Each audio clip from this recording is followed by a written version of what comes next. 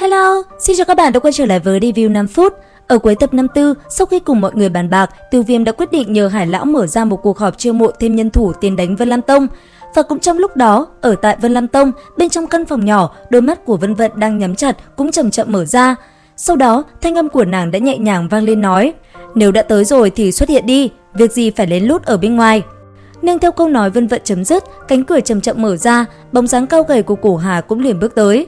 Ngay lập tức, thanh âm Vân Vận đã vang lên nói: "Chuyện hôn sự là chủ ý của ngươi sao? Tất cả chuyện này đều do Vân Sơn chủ ý. Thế nhưng, ngươi cũng có thể từ chối. Không, đề nghị này quá hấp dẫn với ta. Ta đối với nàng như thế nào, nàng còn không hiểu sao? Ngươi là bằng hữu hiếm có, nhưng tình cảm của ta không thuộc về ngươi. Ngươi hãy từ chối lão sư đi." Là bởi vì Tiêu Viêm sao? Lý do này ta không cần nói. Rốt cuộc, ngươi có thể từ chối lão sư hay không? Ta yêu nàng, ta có cái gì không bằng tên kia? Chỉ là một tên mau đầu tiểu tử, đáng giá để ngươi thương nhớ vậy sao? Nghe những lời này, Vân Vận chẳng hề quan tâm, nàng nhắm chặt hai mắt của mình lại, ngồi lặng lặng ở nơi đó. Thấy vậy, Cổ Hà trầm ngâm một hồi, sau đó thanh âm đã liềm vang lên nói: "Vân Vận, tên đó đã quay trở lại rồi. Lần này ta sẽ khiến hắn vạn kiếp bất phục." Dứt lời, Cổ Hà liền bước một mạch ra bên ngoài, còn Vân Vận hướng ánh mắt nhìn về phương xa, đôi mắt xinh đẹp bỗng nhòe đi trong phút chốc.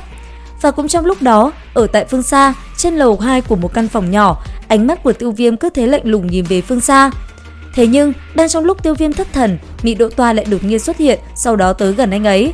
Thấy vậy, thanh âm Tiêu Viêm nhẹ nhàng vang lên nói: "2 ngày không gặp, ta còn tưởng ngươi rời đi rồi chứ.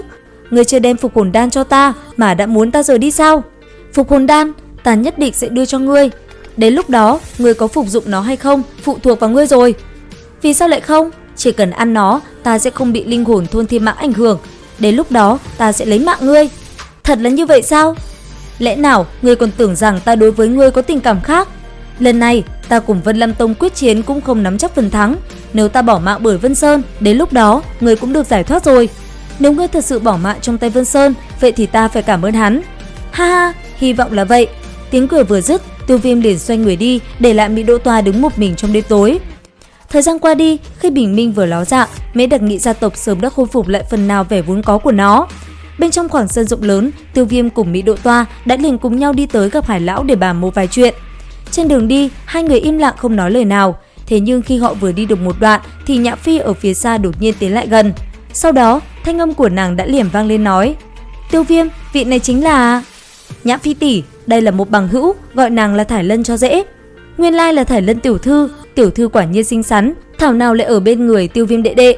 Dứt lời, ánh mắt sắc bén của Nhã Phi cũng liền hướng về Mị Độ Toa.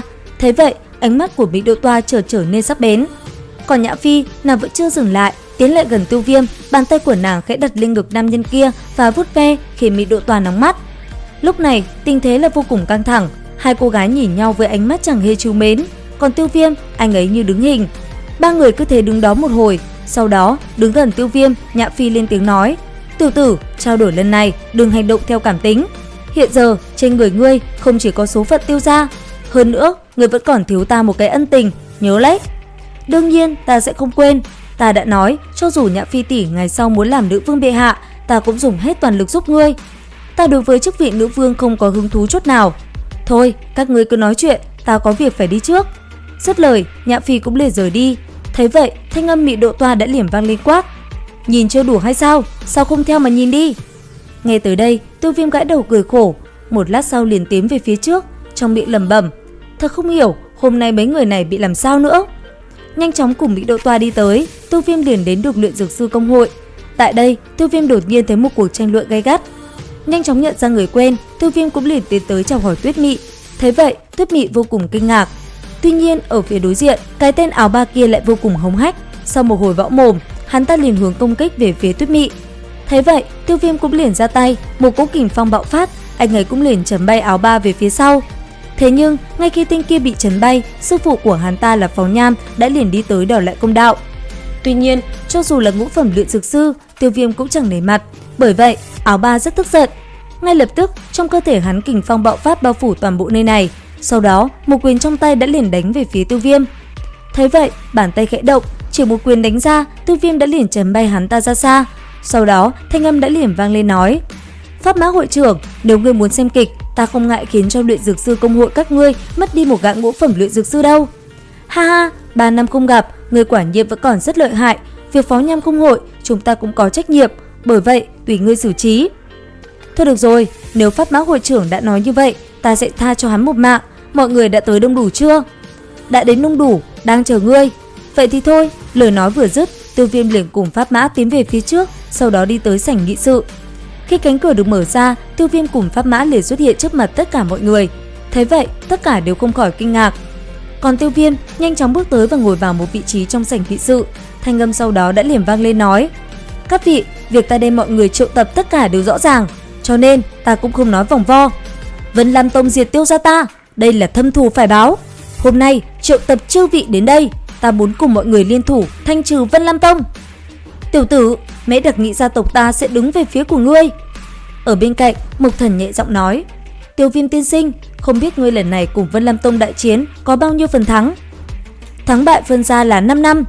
Lời nói Tiêu Viêm vừa dứt, mọi người cũng liền im lặng. Sau một hồi, thanh âm của Gia Hình Thiên đã vang lên nói: Tiêu Viêm, tuy lần này trở về, ngươi mang đến không ít đấu vương cường giả, nhưng Vân Lam Tông sợ cũng không ít.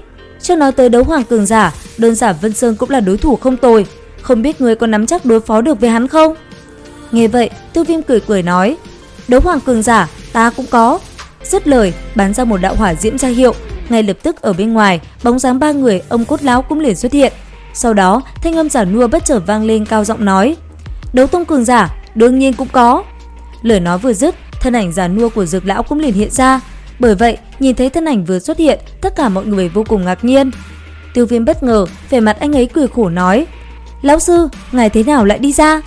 Ha ha, không sao, dù sao thì sớm muộn cũng bị mọi người biết được. Các người cứ đàm phán đi, lão phu sẽ không xem vào. Ồ, ngươi là tiểu luyện dược sư năm đó hay sao? Khí tức của ngươi ta còn nhớ rõ. Nhiều năm như vậy, không nghĩ đến hiện giờ cũng có chút bản lĩnh. Cái gì? Ngài là lão tiên sinh năm đó? Đúng, là ta. Nghe tới đây, Pháp Mã kích động vô cùng. Ngay lập tức, ông liền dập người hướng Dược lão nói: đa tạ ân sư chỉ điểm, ngày đó sẽ mãi không quên. Đừng làm lệ lớn như vậy, trước đây ta chỉ nhất thời hứng thú mà thôi. Được rồi, các ngươi tự mình nói chuyện chính sự đi, ta không cản trở nữa. Dứt lời, Dược lão cười cười, chợt thân hình run lên, thân ảnh hư ảo từ từ phai nhạt, cuối cùng lần thứ 2 quỷ dị tiêu tán. Nhìn thấy Dược lão tiêu thất, Tiêu Viêm nhìn mọi người cười nói: thế nào, chư vị suy nghĩ kỹ rồi chứ? Lão tiên sinh cùng ta có ân chỉ điểm, luyện dược sư công hội ta đây toàn lực trợ giúp người nghênh chiếm Vân Lam Tông. Nếu Pháp Mã hội trưởng đã quyết đoán như vậy, ta cũng đồng ý. Tiêu Viêm tiên sinh, xin cho yêu dạ ở đây hỏi một vấn đề. Yêu dạ công chúa mời nói: được, ta nói thẳng, nếu là ngày sau thanh trừ Vân Lam Tông, vậy ngươi có hay không trở thành một mãnh hổ khác của Gia Mã đế quốc ta? Ta cam đoan với ngươi, chỉ cần hoàng thất không động tâm chuyện đó, ta sẽ không bao giờ làm. Các vị đừng cho rằng Tiêu Viêm đang cầu xin các ngươi hợp tác. Yêu dạ còn trẻ, làm việc tự nhiên không cẩn thận, tiêu diệt Vân Lam Tông lần này, hoàng thất ta tất nhiên đem hết toàn lực. Đã như vậy, liền cầu chúc chúng ta hợp tác thành công. Nghe vậy, mọi người vội vã gật đầu. Thế nhưng đột nhiên, thanh âm Hải lão đã liềm vang lên nói: ta vừa nhận được tin, Vân Lam Tông tổ chức đại hôn cho Cổ Hà và Vân Vận. Hải lão, Vân Sơn đem hôn lễ xác định tại khi nào? 2 ngày sau. Được, vậy thì 2 ngày sau sẽ là lúc trận chiến quyết định với Vân Lam Tông. Đến đây thì hết tập 55/5 đấu phá thương khung. Xin chào và hẹn gặp lại các bạn ở những video tiếp theo.